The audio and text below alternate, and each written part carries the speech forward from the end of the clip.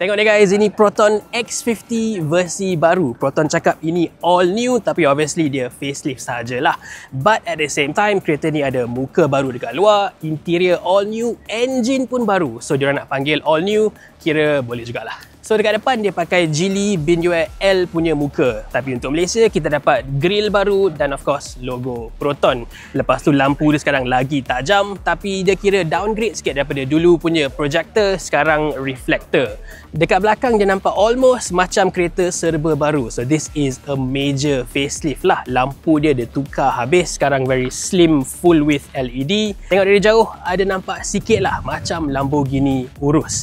Dekat atas pula ada this giant rear wing, tapi cuma untuk versi flagship sahajalah. Ya betul guys, X50 sekarang ada engine baru. Dia upgrade daripada 3 silinder jadi 4 silinder. Size masih sama, 1.5 liter turbo. Engine ni Proton panggil IGT, Intelligent Green Technology. Inilah family engine baru yang Proton pakai untuk semua model future diorang. Saga akan pakai engine sama tapi NA lah, bukan turbo. Dekat dalam ni dia punya dashboard dia completely baru. Proton cakap ini design yang dia buat locally by Proton, bukan ambil daripada Geely.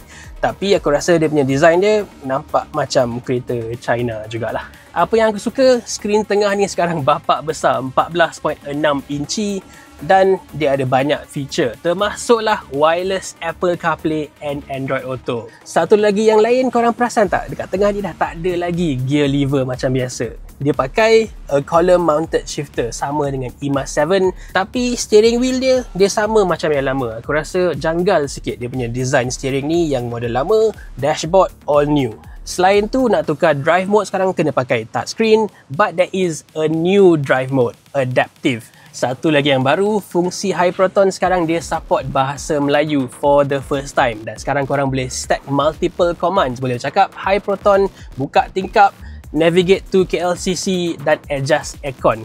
Lepas tu yang color two-tone hitam dengan merah gelap ni also exclusive to the flagship model.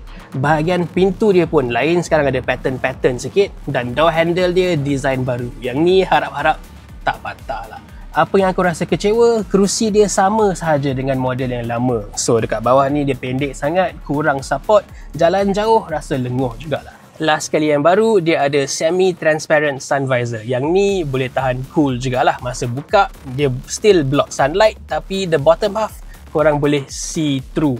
Pasal safety pula, semua variant dapat 6 airbag dan ADAS ada dekat 2 variant, flagship dengan premium. So ini dia guys, Proton X50 versi baru. Best ke tak best? Tulis kat bawah.